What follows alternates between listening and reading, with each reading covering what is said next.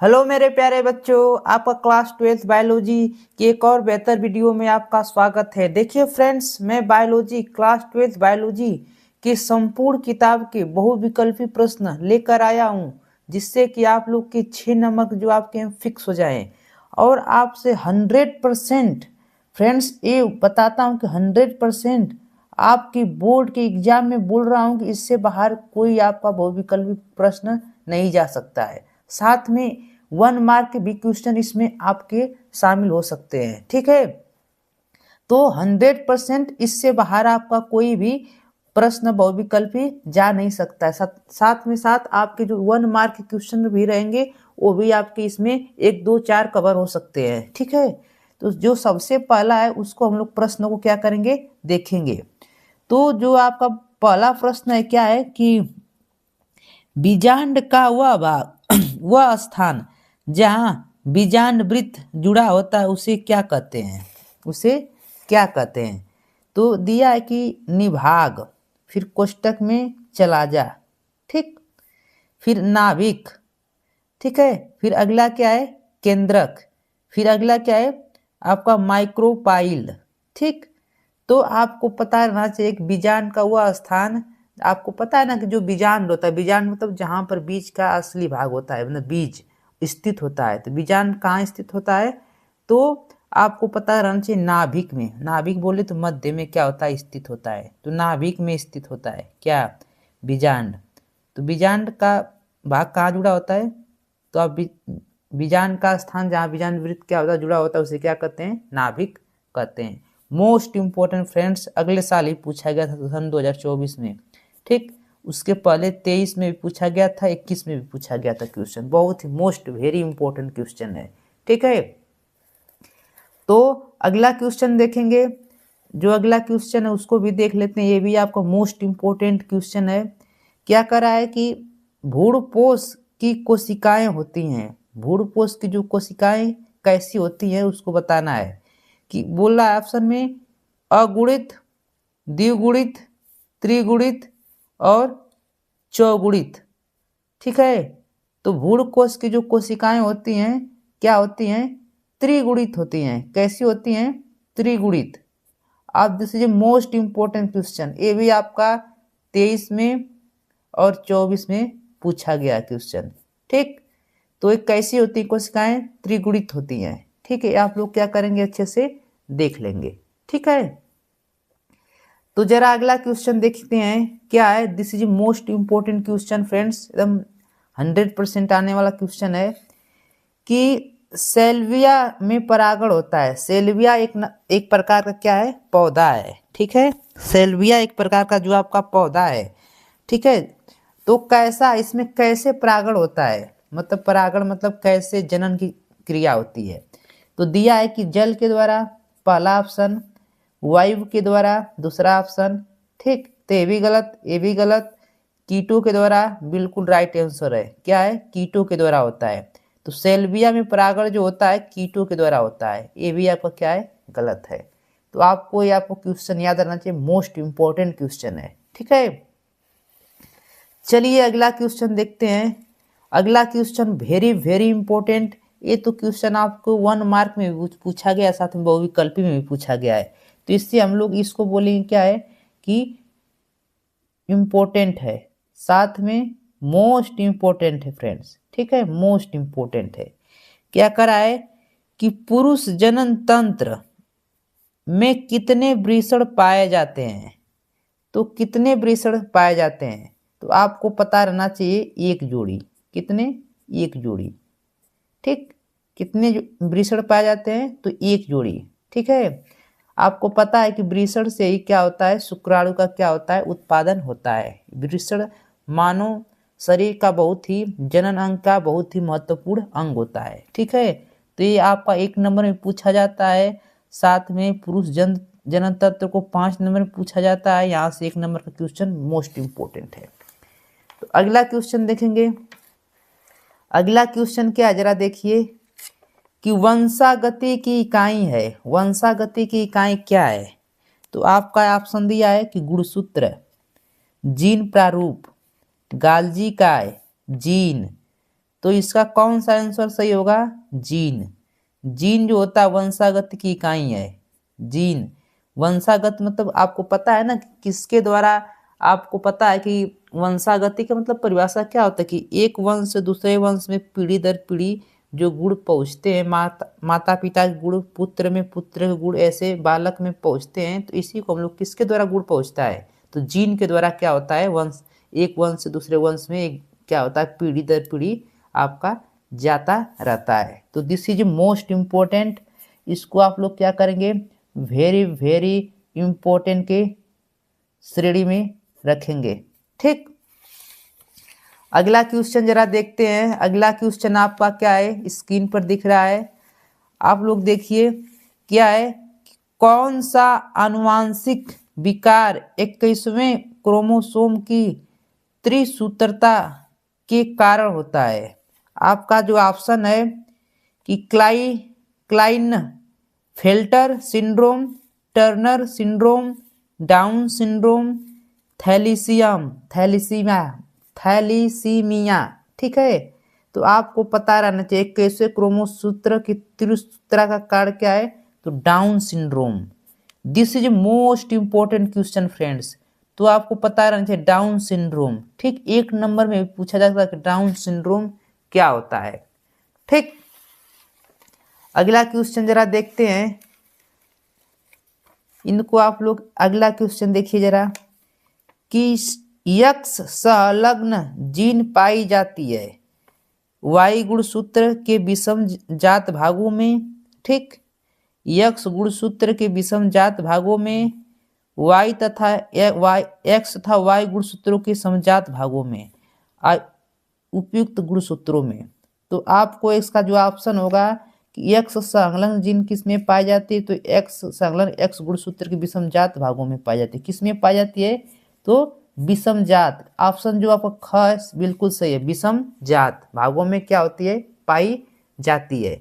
ठीक है फ्रेंड्स, यदि देखिए इसका पीडीएफ आपको प्रोवाइड की जाएगी। ठीक है, चिंता मत कीजिएगा, इसको अच्छे से देखते रहिएगा। ठीक है, अगला क्वेश्चन जरा देखिए क्या आपका दिया है कि मेंडल ने अपने प्रयोग में कितने विपरीतार्थ लक्षणों को सम्मिलित किया था? कितने, आप लोगों को पता रहना चाहिए मेंडल ने किस किस बीज का आपको क्या किया था, प्रयोग किया था, तो भी आपको पता रहना चाहिए मटर। कितने विपरीत लक्षण लिए थे, तो 7 विपरीत लक्षण।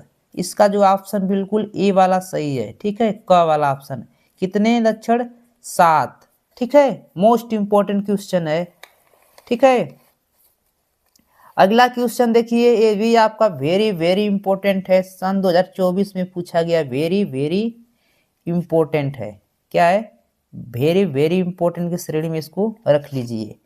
क्या करा है कि कौन सा नाइट्रोजनी क्षार डीएनए में उपस्थित नहीं होता है? तो डीएनए में कौन सा नाइट्रोजनी क्षार उपस्थित नहीं होता है? तो ऑप्शन दिया है थाइमिन, यूरेसिल, एडेनिन, ग्वानिन। ठीक है, तो आपका डीएनए नाइट्रोजनी क्षार डीएनए में कौन नहीं उपस्थित होता, तो यूरेसिल नहीं उपस्थित होता। कौन, यूरेसिल उपस्थित नहीं होता है, आपको पता रहना चाहिए। मतलब ये आपके क्या होते हैं, उपस्थित होते हैं। ठीक है, ये चारों क्षार क्या होते हैं, तीनों उपस्थित होते हैं, और ये आपका उपस्थित नहीं होता। तो ये ऑप्शन क्या है, बी वाला बिल्कुल सही है, ख वाला। ठीक है, ख ऑप्शन क्या है, बिल्कुल सही है, आपको क्या है, गलत है।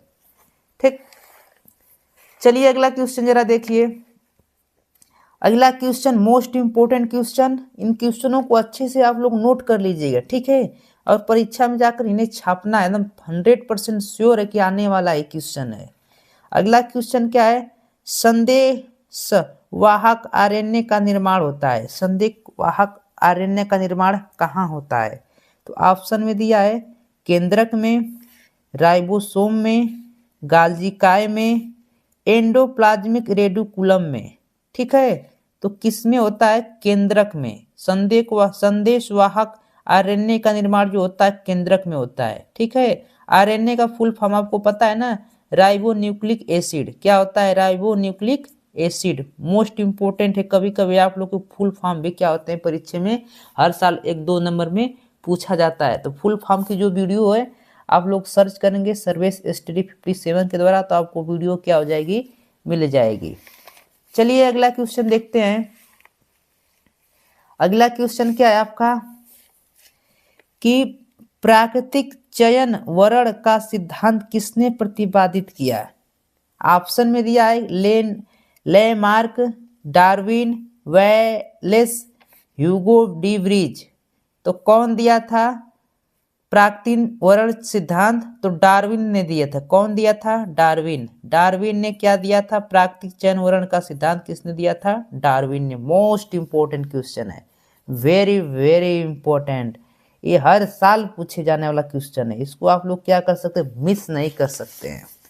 चलिए अगला क्वेश्चन, ये भी आपका इंपॉर्टेंट है, मोस्ट इंपॉर्टेंट की श्रेणी में रखिए इसको, कि मिलर के प्रयोग में हाइड्रोजन, अमोनिया तथा मीथेन का अनुपात है। तो कितने का अनुपात होता है? 2:1:2 का। मोस्ट इंपॉर्टेंट, यही आपका ऑप्शन बिल्कुल सही है। कितने का अनुपात होता है? 2:1:2 का क्या होता है? अनुपात होता है। किसमें? Hydrogen, ammonia, methane. ये आपको क्रम भी पता रहना चाहिए, क्योंकि क्रम बदलने पर अनुपात क्या हो जाता है? बदल जाएगा। ठीक है, एक क्रम यदि बदल देंगे, यदि इसको यहाँ पर ला देंगे, इसको यहाँ पर ला देंगे, तो आपका ऑप्शन क्या हो जाएगा? ए वाला सही हो जाएगा। तो आप लोग क्रम भी क्या करेंगे? याद रखेंगे, जिससे कि ऑप्शन क्लियर सही हो जाए। ठीक है, क्योंकि इसको क्रम बदलेंगे ना तो ये आपका ऑप्शन सही हो जाएगा। ठीक है, यदि इसको आगे कर देंगे तो ये ऑप्शन सही हो जाएगा। तो आप लोग को ये पता रहना चाहिए क्रम क्या है। ठीक, चलिए अगला क्वेश्चन देखते हैं। Most important question, very very important की श्रेणी में रखिए इसको भी, वेरी वेरी इंपॉर्टेंट। ठीक, क्या है कि टाइफाइड के रोग जनक का नाम है। टाइफाइड के रोग जनक का क्या नाम है? तो दिया है ऑप्शन में एक्सकैरिस, साल्मोनेला, प्लाज्मोडियम, अमीबा। तो इसका जो होता है ऑप्शन ख क्या होता है कि टाइफाइड का रोग जनक कौन है? साल्मोनेला। कौन है? साल्मोनेला। मोस्ट इंपॉर्टेंट, ये 2023 में पूछा गया था बोर्ड में, 2024 में पूछा गया था। मोस्ट इंपॉर्टेंट क्वेश्चन है। ठीक, अगला देखिए, हड्डी तोड़ बुखार। देखिए ये बुखार जो होता है डेंगू, इसे कहते हैं हड्डी तोड़ बुखार। ये इसमें जो होता है शरीर का टेम्परेचर सबसे हाई होता है। तो किस बुखार में होता है? तो आपको पता रहना चाहिए डेंगू। डेंगू एक ऐसा बुखार होता है जिसमें शरीर का टेम्परेचर आपका क्या होता है? 40 से 41 डिग्री तक पहुंच जाता है सेल्सियस में। ठीक है, तो क्या करा कि डेंगू हड्डी तोड़ बुखार का वाहक है। क्यूलेक्स, एडीज, एनोफिलीज, इनमें से कोई नहीं। तो मादा एडीज होता है। कौन होता है? मादा एडीज, या ऐसे एडीज बोल देंगे। ठीक है, तो कौन होता है? तो एडीज होता है। मोस्ट इंपोर्टेंट है। ठीक है, इसको अच्छे से क्या करेंगे? देख लेंगे। तो चलिए 15 नंबर क्वेश्चन क्या है? बहुत ही मोस्ट इंपोर्टेंट है। इसको क्या करेंगे? वेरी वेरी इंपॉर्टेंट के क्या करेंगे? श्रेणी में इसको रख लेंगे। ठीक, बहुत ही इंपॉर्टेंट है। क्या दिया है क्वेश्चन, जरा सुनिए, कि बिडाल परीक्षण किस बीमारी की जांच में उपयोग किया जाता है? तो ऑप्शन दिया है कि टाइफाइड, मलेरिया, अतिसार, फाइलेरिया। ठीक है, ये आपको पता रहना चाहिए। ठीक, तो किस बिडाल परीक्षण किस बीमारी में किया जाता है? तो टाइफाइड। किसमें? टाइफाइड मोस्ट इंपोर्टेंट है। ठीक है, अगला क्वेश्चन जरा देखिए, क्या दिया है कि पेनिसिलिन की खोज किसने की थी? तो ऑप्शन में दिया है बीजमान ने, स्मिथ ने, फ्लेमिंग ने, आर्बर ने। तो इसके पेनिसिलिन की खोज फ्लेमिंग ने की थी। किसने? फ्लेमिंग ने। किस पेनिसिलिन की खोज फ्लेमिंग ने की थी। मोस्ट इंपोर्टेंट क्वेश्चन है। चलिए अगला क्वेश्चन देख लेते हैं, क्या दिया है? 17 नंबर, आनुवंशिकतः रूपांतरित पौधा है कौन सा? तो बीटा कपास, बीटी मक्का, गोल्डन कपास, इनमें से कोई नहीं। तो बीटा कपास को क्या होता है? आनुवंशिकता रूपांतरित क्या होता है? पौधा होता है। बहुत ही मोस्ट इंपोर्टेंट क्या है आपका क्वेश्चन है। अगला क्वेश्चन जरा देखते हैं। अगला क्वेश्चन आपको स्क्रीन पर क्या दिख रहा है, जरा देखिए।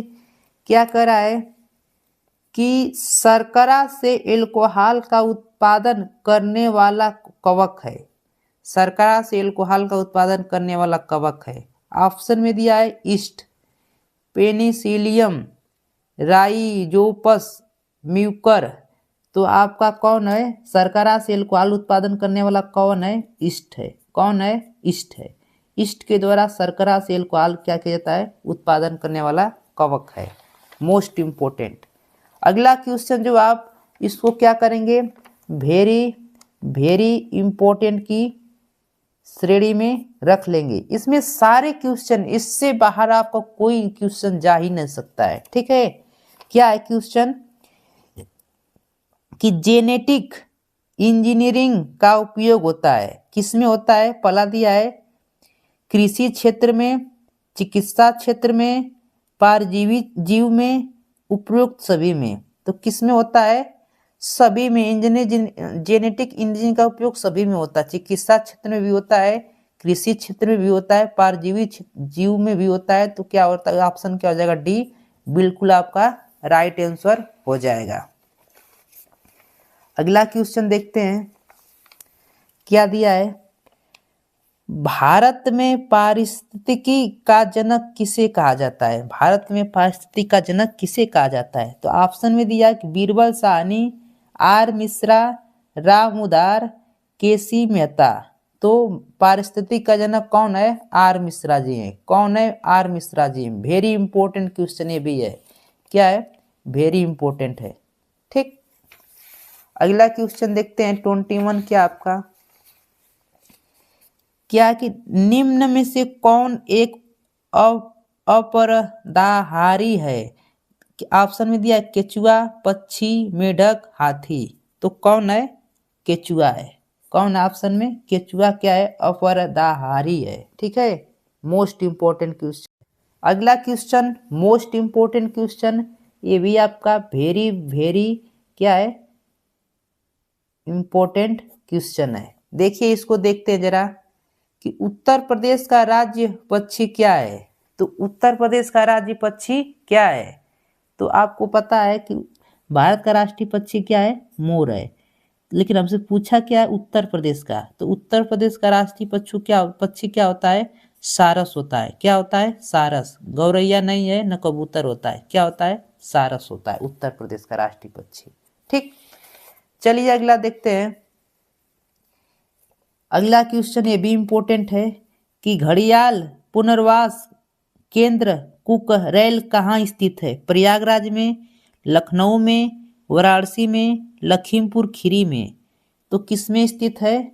आपको पता है लखनऊ में। लखनऊ में क्या है? कुकरेल पुनर्वास घड़ियाल स्थान क्या है? स्थित है। किसमें? लखनऊ में। मोस्ट इंपोर्टेंट है। चलिए अगला क्वेश्चन देखिए कि खाद्य श्रृंखला में मनुष्य में, ऑप्शन में दिया है उत्पादक, ये क्या लिखा गया थोड़ा देखते हैं, अपटन कर्ता, उपभोक्ता, इनमें से कोई नहीं। तो कौन है? उपभोक्ता है। कौन है? उपभोक्ता आपका क्या है? बिल्कुल राइट आंसर है।